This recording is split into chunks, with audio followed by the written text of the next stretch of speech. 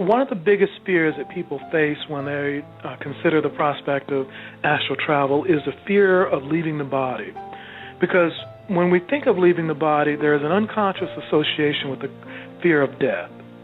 And so when you leave your body astrally, one of the first things you do, you look back at your body and you see your body laying there.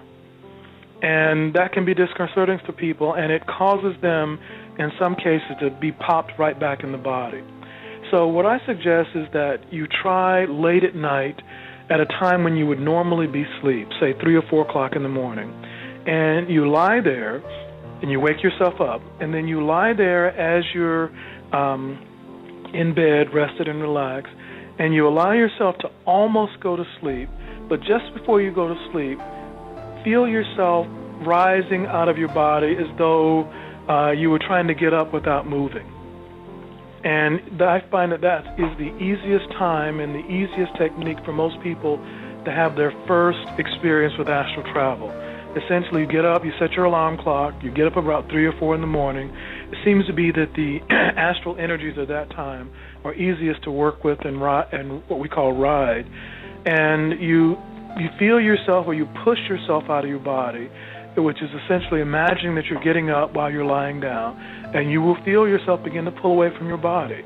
It is essential, though, that you don't look back, and you also try not to go into a place that you might not normally walk into when you're awake, such as don't try to walk through a wall, don't try to walk into a mirror, don't try to do something that you wouldn't normally do when you're awake, and your astral experience should progress from there. Now, some people say when you do that separation from your body, out of it, that the vibration is totally different and you will hear like a real loud noise. Is that true? I think I've astral traveled probably a few thousand times at this point. I think what they may be referring to is when you're out of your astral form, when you're out of your physical body, it's a bit like taking off your coat in cold weather. Your astral form is one of the major energy forms that animate the body. Well, when you leave the physical body and you go into the astral form, you take with you part of your emotions and part of your thoughts. But without the density of the physical body, you become more sensitive to what you're thinking and what you're feeling. And to some people, if they don't have a good grasp of their emotions or their thoughts, they might hear it as a roaring or a rushing sound, but what they're really hearing are their own thoughts and their own internal dialogue, so to speak. But as you become more accustomed to the process, your internal dialogue and your internal thoughts, your internal emotions tend to calm down over time, and it doesn't become such a distraction. Well, when I leave the physical body, there are certain places I go to on a regular basis, and there are certain places that I try to explore that are just as huge as you might imagine an entire planet to be. I've seen places that we could call heaven or heaven-like. Those places do exist. But I also have noticed that there are many dimensions that are immediately adjacent to ours that look exactly like our world. And there are also places that look like places out of books, like science fiction texts or places that you would see in movies. And so it almost as though that if you can concentrate on something that you feel exists, if you focus on it strong enough before you leave your body, you can find a place that it very closely approximates that in the astral world. That what we hold and what we believe inside most strongly is often manifested in the spiritual world and the astral world as what we experience. When you travel over there, is there any chance of getting stuck and you can't get back in your body? The only way that you could get stuck, and as I've said, I've traveled for decades now and done thousands of astral journeys. The only way you could get stuck is if someone who had significant spiritual knowledge were able to bind or cut your astral cord.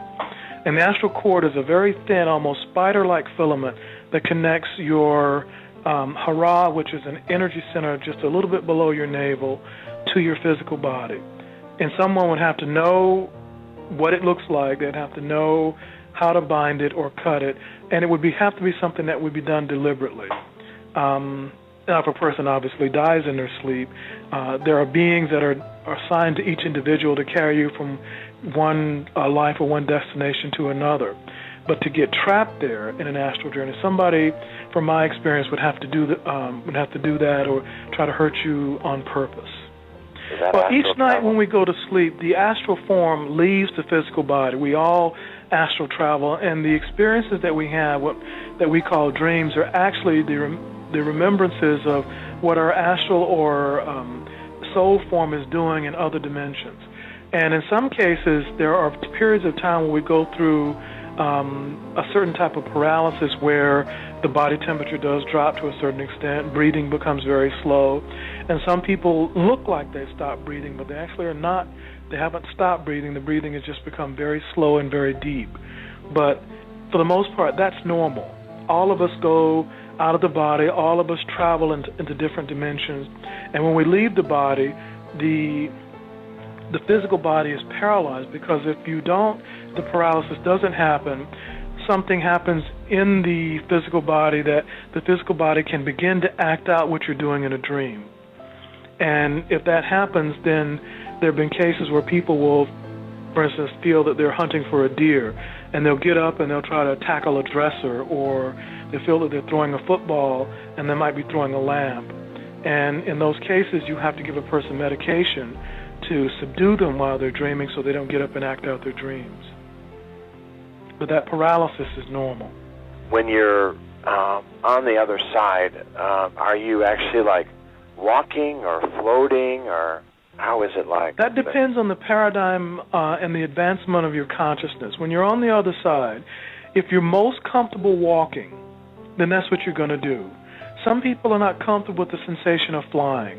After you've gone there for a while, you notice that most people don't walk or fly. The way that most people I've seen travel in the astral world is through the medium of thought. So if you think about being in Paris, once you've developed a facility for controlling your astral body, you go from where you are to Paris. Initially, when people go there and they wake up there in the astral world, they fly or they walk around or they get in a car and drive. But after you're there a while, you find that, I don't have to fly, I don't have to get in a car. You can just think about it and be there. And even more efficiently, when you get an even higher degree of control over it, you can sit in a room and you can say, I would like this room now to be a cafe in Buenos Aires. And it turns into a cafe in Buenos Aires. So the reality in the astral world conforms a great deal more to your thought than the reality in the physical world. When you're traveling like this, do your loved ones who have already passed come and see you? Do they know you're traveling? Do they want to visit with you? Or yeah, one of the first things you notice is you can see your loved ones. They're still alive. They wonder why more people don't visit them. Because when you're astral travel, one of the first things you do is you start to act out some of your physical desires. And a very natural physical desire is to see people who have passed, to see people that you may have had relationships in the physical world with, old girlfriends, old wives, etc. And you can have contact with them in the physical body, and you will see people that have passed, and you kind of have to get used to it, because if someone's passed and you see them again, there's a bit of a shock to your system, and there's a tendency to want to distort the experience to say, well, maybe I dreamt about it, or maybe it was something that didn't happen. But after you get used to it, you find that it's something that you can experience over and over again. It becomes just like seeing them in the physical world. But yes, very much so. You do have experiences with people that have passed.